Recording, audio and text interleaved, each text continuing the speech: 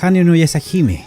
No tienen idea de lo mucho que esperaba esta secuela cuando la anunciaron por allá por el 2020. Incluso los suscriptores más antiguos en el canal recordarán que solía hacer reseñas de los episodios cuando salían. Vaya tiempo perdido fue eso. El día de hoy les traigo este video con la reseña de Yashahime, que más que una reseña es un descargo personal a lo que fue la serie en sí y en el gran potencial que tenía, pero que lamentablemente el resultado final no fue el esperado. Bueno, no los entretengo más, comencemos con la masacre, digo reseña. Sin más dilación, vamos allá.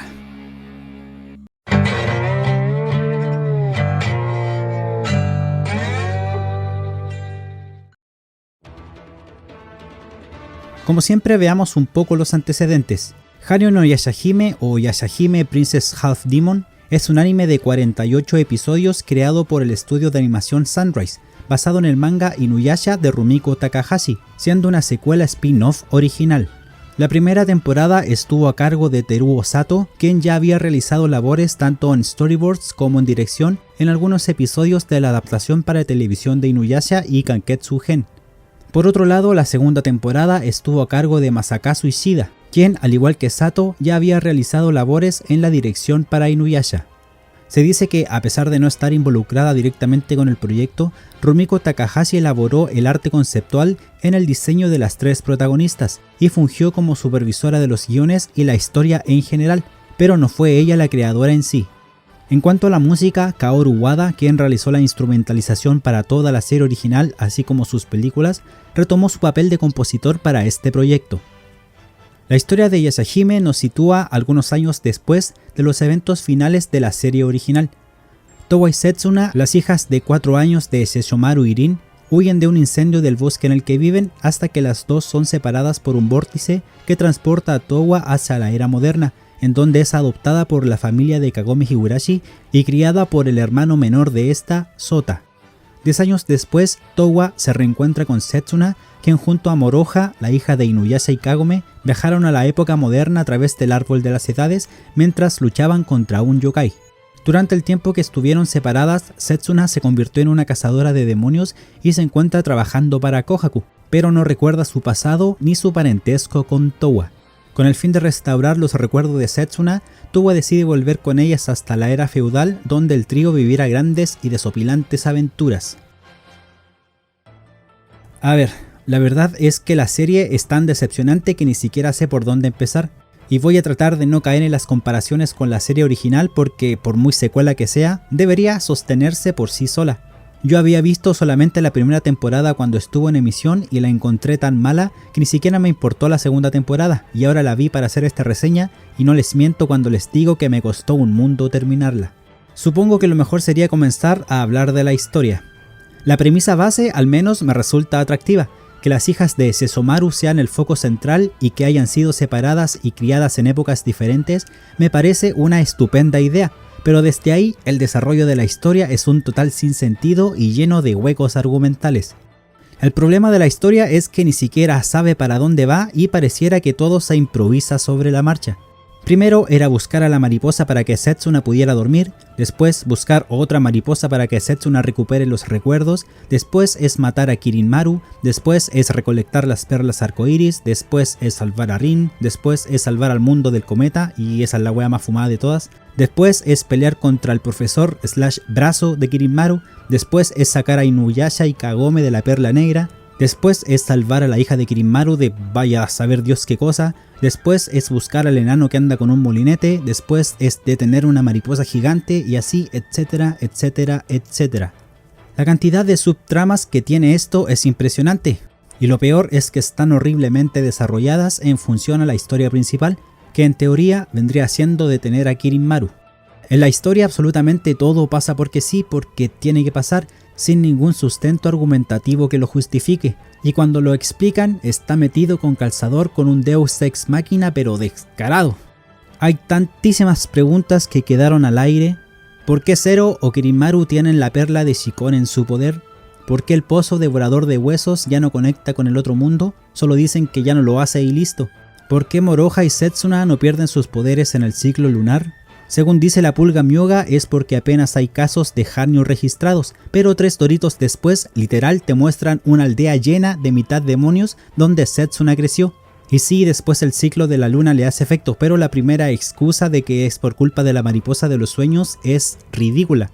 ¿Vieron que Riku hizo crecer una manzana mágica con la semilla de otra manzana que le dio Towa?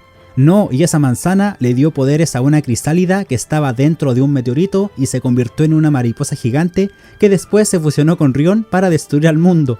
¿Se dan cuenta de lo ridículo que es y suena eso? Y la profecía de la perla de Shikon que quedó en nada, la que decía que un Hanyu le iba a sacar el corazón a Kirinmaru. Oye, ¿y si es una metáfora porque un Hanyu le mató a la hija que era su corazón? Dime Kirinmaru, ¿qué tan cliché quieres tu historia? Sí. Hay una parte en que el profesor Kirin le pregunta al abuelo si todavía vendían recuerdos de la perla de Shikon en el templo, pero este no tiene idea de lo que era la perla, y Kirin dice que el futuro estaba cambiando, pero todo eso quedó en absolutamente nada. Y mi mayor interrogante de todas es ¿por qué una puta flauta se convierte en espada? Miren, yo había visto muchos power-ups sacados del Noesni en mi vida, pero nunca al nivel de Yashahime. Y no es que no tengan sentido, es que no tienen sentido. Empecemos por la más descarada, que es la Tomboy Albina. La cantidad de veces que Towa tuvo power-ups injustificados es absurda. Ni siquiera tuvo que entrenar en su perra vida para ser así de fuerte. Al menos con las otras dos sí se justifica un poco porque son cazadoras y prácticamente han luchado contra yokai toda su vida, pero Towa no. Sus habilidades y poderes los saca según la ocasión lo necesita. Su resolución es ser fuerte solo porque es la hija de Sesshomaru y ya está. Setsuna y Moroha por lo menos se dignan a usar el mismo ataque pero en una versión mejorada. El azote de las golondrinas en el caso de Setsuna y el Koryuha en el caso de Moroha.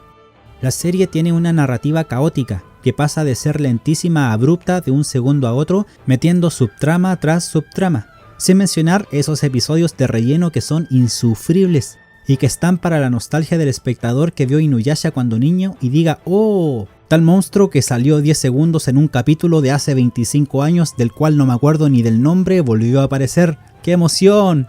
A diferencia de la serie original, en Yashahime la misma fórmula episódica no funciona porque son objetivos y desarrollos diferentes. Simplemente la historia no se sustenta, es aburridísima y no hay coherencia ni cohesión entre las subtramas. Ahora dejando de lado la mala historia que tiene, hablemos de los nuevos personajes, empezando por el trío protagónico. Towa es lo peor que tiene la serie en cuanto a personajes y lamentablemente es la principal. Su personalidad es ingenua, noble, excesivamente inocente y la mayor parte del tiempo planísima en todo sentido, porque no tiene construcción, no tiene ningún crecimiento como personaje a pesar del poco desarrollo que se le da. Lo único que hace de manera castrosa es decir Setsuna, Setsuna, Setsuna hasta la mitad de la segunda temporada, cuando se da cuenta de que su hermana no la necesita para nada y es ella la dependiente. Y aun con esa revelación fue incapaz de desarrollarse mejor o siquiera tener un ápice de evolución. Su relación, entre muchas comillas, con Riku es una cosa desabrida y tan forzada que cada vez que interactúan llegan a dar vergüenza ajena, o cringe como dicen los jovencitos. ¿Para qué seguir hablando de las conveniencias argumentales que tiene la Tomboy Albina? Ella es la definición de una Marisu que puede con todo en cualquier situación solo porque es hija de Sesshomaru. Setsuna por su parte sí mejora, aunque tampoco es que sea el mejor personaje jamás escrito. Al principio su personalidad es un calco a la de su padre, es fría y distante estando siempre a la defensiva, pero después de que recupera sus recuerdos, y esto ya es casi al final, se nota el cambio de actitud que tiene con los que la rodean, preocupándose por su familia y en especial por Rin, siendo ella la persona que más deseaba rescatar. De las tres, Setsuna es quien mayor construcción tiene, se muestra qué pasó con ella todo el tiempo en que estuvo sola, pero ni aun con eso se salva de caer en lo aburrido de tanto en tanto. Ahora, hablando de Moroha, es por lejos el mejor personaje de las tres. El espectador inmediatamente empatiza con ella y con su carisma, que es igual al de Inuyasha, pero quizás un poco menos impulsiva. Moroha movió la trama los primeros 7 episodios y su concepto como personaje teniendo poderes de Miko y Yokai tenían mucho potencial, pero fue dejada completamente de lado para no opacar a las protagonistas, dejándola sola como soporte para el alivio cómico. Los hijos de Miroku y Sango tampoco son relevantes en ningún momento. Kingyu y Hisui, quienes tenían un increíble potencial para ser explorados, solo resultan como personajes de soporte a las protagonistas, y eso muy de vez en cuando. Hisui podría ser el más decente, pero al igual que Towa sufre de Setsunitis, y lo único que hace es estar pendiente de ella en cada aparición. Takeshiyo es una mala imitación de Shippo y al decir eso le estoy haciendo un cumplido al personaje. Hablando del villano, o mejor dicho del antagonista, Kirinmaru, quien es el principal, también deja mucho que desear. Lo interesante es su rivalidad con Inu no Taisho, y que a través de sus recuerdos podemos ver un poco más del gran perro, pero más allá de eso nunca llega a convencer. Sus razones para odiar a la triada protagónica carece de sustento argumentativo. Lo de la profecía de la perla de Shikon es la excusa para armar las peleas entre ellos, que por cierto también son bastante malas. Las razones de Kirinmaru para empezar la era de la decadencia son tan genéricas como su diseño. Querer hacerlo solo por poder es una razón cliché y absurda. Y ni hablar del profesor que resultó que era su brazo derecho y que de manera que nadie sabe cómo viajó hasta la época actual. ¿Y qué es eso del final donde Kirinmaru y Rion se vuelven polvo de confeti y se fusionan con una espada?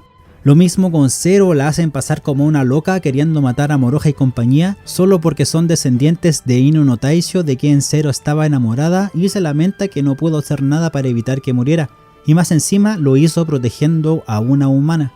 La forma en que las perlas arcoíris giran en torno a ella es un recurso barato solo para apelar a la nostalgia con la perla de Shikon, porque después de los primeros capítulos o de la primera temporada, todo el misterio que les rodeaba pasa como a tercer plano. ¿Cómo puede ser que dos yokai que están al nivel de Inu no Taisho sean tan sosos y patéticos como personajes? Riku tampoco es buen personaje, al igual que Towa es plano en todo sentido. Lo presentan como pieza clave en los primeros episodios, pero al final resulta ser un extra más en la historia. Su resucitación es rebuscada hasta más no poder. Esos conceptos del kon y el haku como elementos claves para la vida, que yo no los recuerdo para nada de la serie original, no hacen más que aumentar las conveniencias argumentales. De los cuatro caminos, como villanos de turno, tampoco hay nada que resaltar. Son el enemigo principal de la primera temporada, pero son tan irrelevantes que puedes saltarte del capítulo 3 al 23 y no va a haber ninguna diferencia. También que el árbol de las edades haya tomado la forma de Kikyo es una de las cosas que más odié cuando veía la serie. Lo hacen sin ningún propósito y solo es fanservice. Bueno, como toda la serie en verdad. Y por favor dejen descansar a esa pobre mujer. Además que me daba la sensación de que cada vez que salía el árbol cambiaba de ubicación. Al elenco original de Inuyasha también lo degradaron bastante. ¿En qué momento decidieron que una mujer fuerte e independiente como Sango se retiraría de ser cazademonios, que era su vida, para dedicarse a cocinar en su casa? Ya, mira, es entendible que lo haga cuando tiene a los bebés, pero es que sus hijos ya se fueron todos de casa y literal está absolutamente sola. ¿Y qué es eso del Hiraikotsu Neiro, weón? Pero no, en serio no explican nada, es un arma que está por estar y tiene un poder equivalente al del viento cortante, matando cientos de yokai al mismo tiempo. Bueno, aunque tampoco es que haga mucha diferencia que digamos. Miroku por su parte dejó a su familia botada para irse a entrenar 1000 días, para absolutamente nada, porque cuando luchó al final seguía siendo el mismo monje sin ninguna habilidad nueva. Todo era una excusa para sacarlo de la historia. De Sesshomaru ni hablar, está bien que su personaje siempre fuera frío y distante, pero ni Goku ni Jin Freaks son tan malos padres como él. Dios, es que de verdad, mientras más veía la serie, más pensaba que Sesshomaru había involucionado como personaje. Jaken es el verdadero papi de las gemelas, siempre cuidó de Towa y Setsuna y gracias a él, Inuyasha y Kagome podían ver cómo Moroha crecía desde el otro mundo. Es que Sesshomaru lo que tiene de lindo lo tiene de mal padre. Mira, independientemente si te gusta el chip de Sesshomaru con Rin, que muchos fans tildan de pedofilia o estupro o vayan a saber qué cosa, su relación es inexistente y está planteada solo como fanservice. De Inuyasha y Kagome no tengo nada que decir, y es que salen como 2 minutos en los 48 episodios que dura la serie. La parte más destacable fue su encuentro con Moroha y después de eso no hay nada más. Shippo igual apenas salió, pero su involución es increíble. El niño se plantó frente a Naraku y yokais más poderosos en la serie pasada, y aquí me lo hacen que se cague los pantalones con un demonio de cuarta. Como si no hubieran pasado casi 18 años desde que mataron a Naraku como para que siguiera siendo igual de débil. Ya, basta de sufrir con los personajes. Hablemos de los aspectos técnicos. A ver, el método de la animación es el mismo que se utilizó en Kanketsu Gen. Recurren al típico recorrido desde punto A a punto B, con un destello entre la secuencia, haciéndolo pasar como si fuera un ataque.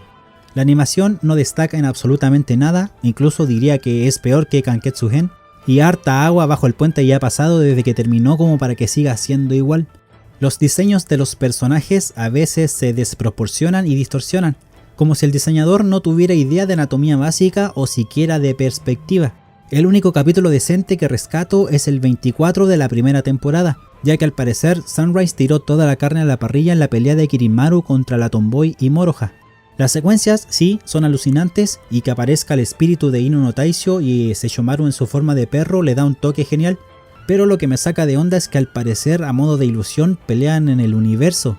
No sé si fue una decisión estética para acrecentar la magnitud del combate o simplemente el director es fanático de Dragon Ball, pero en serio yo no sé qué le pasó por la cabeza cuando hizo esta cuestión. Igual otra cosa que me sacaba de onda es que hasta el último capítulo siguieran saliendo los nombres de los personajes cada vez que aparecían. Vaya recurso más tonto. Al principio está bien, pero que sea hasta el final es absurdo. Por otro lado, la música por lo menos cumple, aunque me tapaba los oídos cada vez que Setsuna tocaba el violín. A veces se reciclaban temas de la serie pasada, pero en la mayoría son temas nuevos que mantienen la misma esencia de la obra de antaño. Incluso el tema de Kirinmaru es muy parecido al de Naraku. Lástima que los personajes sean tan diferentes. En cuanto a los openings, ninguno me gustó, es más, diría que son bastante normales, pero aún con eso siento que no pegan mucho con la serie. A diferencia de los endings, que sí son unas piezas musicales maravillosas, y me gustaron los 4, especialmente el primero que hasta el día de hoy aún lo escucho. Como ya deben saber, para mí Yashahime es un total despropósito. Por lo general no soy de los que dicen que arruinaron una obra cuando sacan algún nuevo producto de la misma, porque pienso que una cosa no tiene nada que ver con la otra. Pero en esta ocasión sí diré que tiraron a la basura la construcción de los 197 episodios que dura la serie original, en cuanto al desarrollo de personajes y al lore de su mundo. La historia de Yashahime en sí es mala, malísima, loco, no tiene ningún sentido y es aburrida. No tiene un fin concreto y se nota que se improvisa sobre la marcha, todo con la intención de crear nostalgia al niño que el espectador tiene dentro y que creció viendo Inuyasha por la televisión, porque admitámoslo, todos empezamos a ver la serie para ver al grupo original de vuelta. Cuando ellos vuelven a la pantalla todo mejora sustancialmente. Inuyasha al tiro le quita protagonismo a las niñas, mientras ellas están peleando con unos hilitos de colores. Los personajes carecen de desarrollo y convicciones sólidas para llevar a cabo lo que sea que tengan que hacer en su historia. Los villanos son patéticos, la animación está por debajo de la media y el diseño de los personajes deja mucho que desear. En las escenas de acción, no hay sangre. Ocupan un super ataque como el Bakuryu-ha para mandar a volar a un puto mapache como si fuera el equipo Rocket. Los momentos de sentimentalismo dan una sensación de falsedad. En lugar de empatizar con lo que están sintiendo los personajes, se siente incómodo, como si estuviera fuera de lugar. La serie original brilla mucho por eso, porque Rumiko sabe cómo trabajar esa tensión y aquí no lo vi.